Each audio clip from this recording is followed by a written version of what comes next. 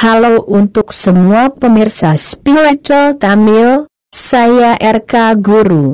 Saya pikir kita bisa berbicara tentang sifat Zen dari pemisahan dari Buddhisme. Kita perlu berbicara lebih banyak tentang Zen. Ada banyak orang di sini yang tidak memiliki pemahaman yang benar tentang ini. Ini akan menjadi rekaman yang panjang, jadi jika Anda memasukkan rekaman lengkap Anda akan bosan untuk mendengarkan dan melupakan hal-hal yang Anda tanyakan.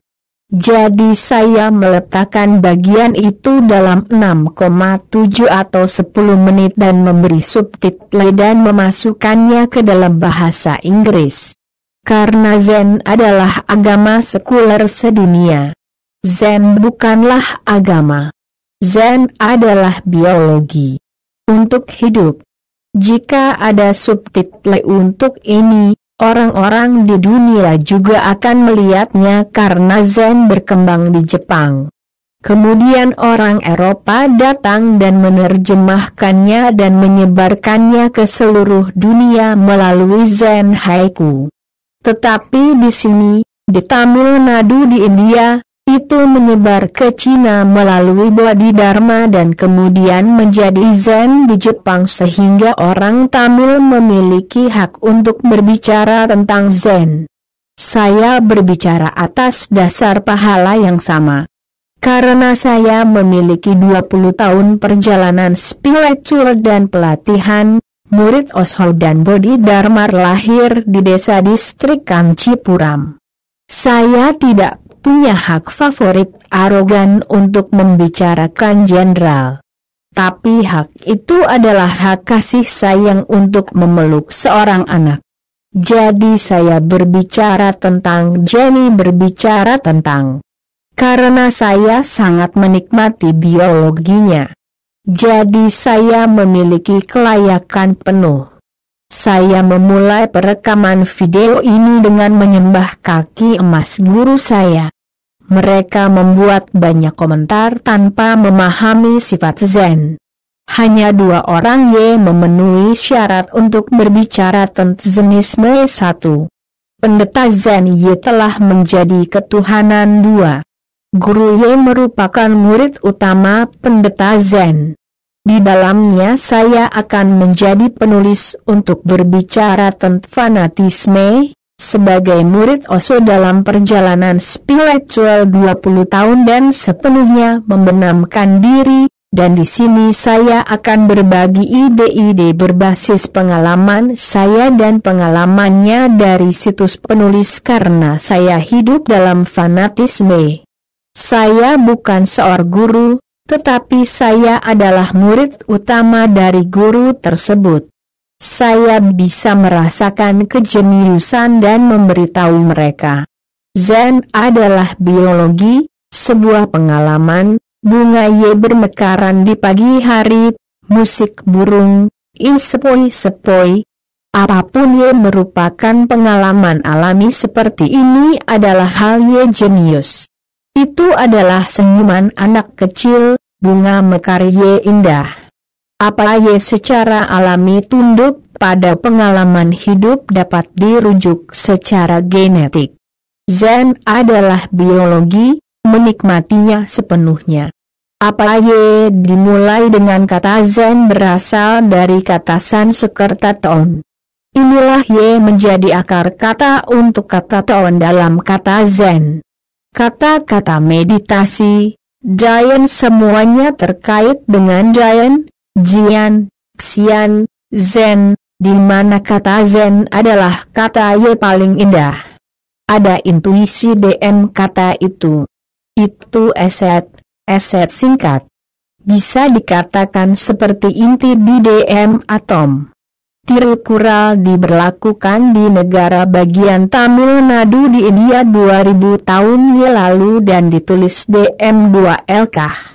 Kami dapat menjelaskan banyak hal mashat tetapi kami dapat menulis puisi Zen hanya dengan 1 kata. Saat kita mengatakan diam, itu adha puisi Zen, dan ketika kita mengata meditasi, Itu adha puisi Zen. Menyebut Zen hanya observasi. Cukup mengamati pikiran tanpa pikiran apapun. Oshoa berkata, Zen adha kontradiksi. Jika Zen ingin dipahami secara paradoks, tanah itu harus diproses. Tidak semua benih berkecambah di DM tanah dan ia membutuh tanah Y cocok untuk berkecambahan. Untuk memahami dan berbicara tentang Zen harus berlandas agama. Agama berbeda, religiusitas berbeda. Religiusitas hanya mengambil esensinya.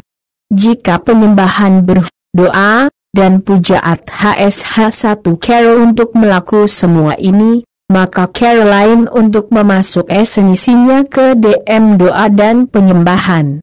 Inilah YA mereka kata, saya tidak mau dibebani esensinya saja. Bagi sebagian orang kita harus memberi terlalu banyak penjelasan dan bagi sebagian orang beberapa detail sudah cukup untuk dipahami.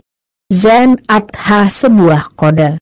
Kode itu, situs berbudaya itu, bisa dicerita dan didengar oleh mereka yang agak paham Zen. Tidak semua orang memiliki rasa ibadah religius bisa memahami Zen. Mereka yang menjadi kehidupan religius dan MKSY dapat memahami Zen. Ada sebuah kata terkenal dalam silsilah Zen. Berhenti mencari dan dapat Anda butuh. Inilah dikata Bhagavad Gita, laku kewajiban dan Jan mengharapi MBN, DM ada kata-kata Zen gata laku tugas, Jan garapah, tapi, saya melaku tugas. Bagaimana saya tidak garapah tanda tanya jika kita ini bisnis dan politik. Ini memiliki suasana hati rata R. Itu pertaan tal.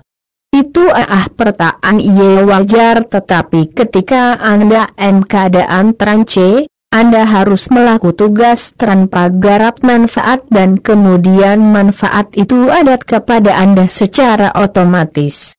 Bagaimana jelas ini, wanita JNDS tali, jika Anda melihat JNDS tali, dia memiliki tanduk di tean.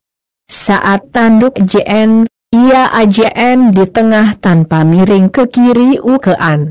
Jika Anda sandar ke kiri, Anda sisian, jika Anda condong kean, Anda sisi kiri. Maka ada keseimpan. Tidak tahan tempat itu. Perpindahan tersebut pasti terjadi tetapi saat perpindahan tersebut tersang, tujuan ambisi ingin dia capai terpenuhi.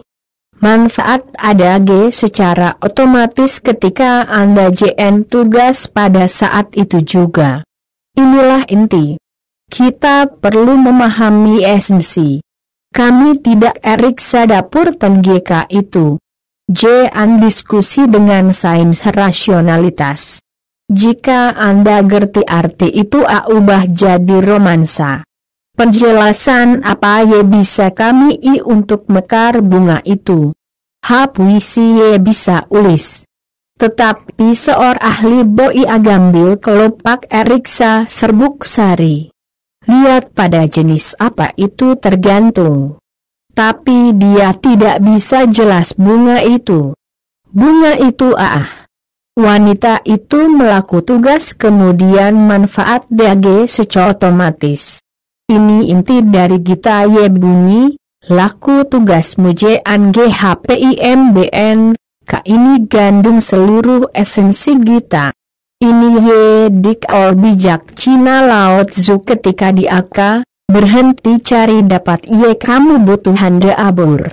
Jaga agar benih Anda tetap di MDA. Untuk buat kecambah keluar, butuh gas Anda. Apakah benih kecambah tanda tanya? Itu tidak perlu dibiar gaduk Ini iliki musim tertentu. Seorang wanita jadi seorang ibu gendong bayi di rahim. Sensasi ye ditimbul bayi diri buat wanita bahagia.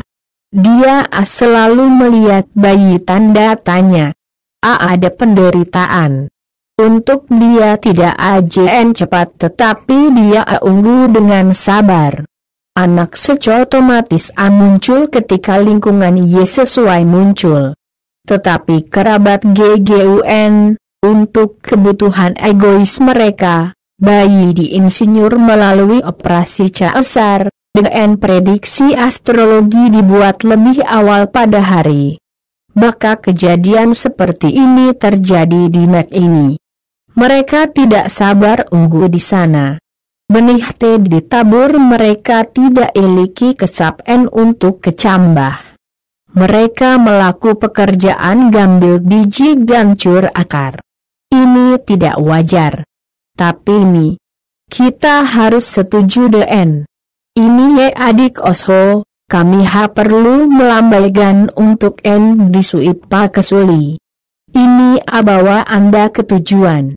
Anda tidak boleh melawan sui, tetapi jika pembicaraan ye gejut di pegung politik, almarhum Ketua Menteri Tamil Nadu, Sarjana Wana Aka, api, bahwa ketika gucap ini, agresi pikiran tetapi saat buat pikiran tetapi segera buat merasa tidak segera kematian.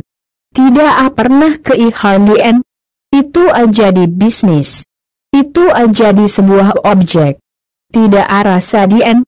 Lebih baik lagi untuk bahwa seorang pendeta atau seorang guru bahwa dia dapat gubah guru jadi agama buat Yesus Beach. Pendeta kakep guru, jika Yesus sampar pipimu, tunjuk pipimu lagi, ketua ketmu, itau tuan. Mendengar semua ini, guru kamu tebich DNS luar biasa. Dia pasti seorang Buddha, ketika pendeta pikir dia bisa gubah guru ke agama, dia gubah Yesus jadi Buddha. Tidak pekerjaan ia harus dilakukan gubah.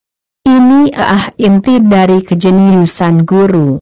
Vincent Churchill, Perdana Menteri Inggris, oleh wartawan, bagaimana bisa bicebek cemer di pegung seperti banjir terbuka tanda tanya di saya dapat diadakan karena pikir oge di depan bodoh ketika bia, ketika hal ye sama seoge master, dia setiap oge di depan melihat diri sendiri, jadi tidak ragu-ragu di sana.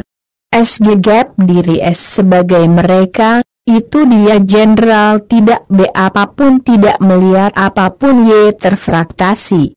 Itu keseluruhan. Pahami keutuhan jadi sebuah estetika. Tanah diproses di jeb. Itu gapazen meka di sana. Apapun ye di asosiasi DNKIH. Terima kasih bab KTDR video. Ini bagian depan dari video ikut. DR juga video ikut.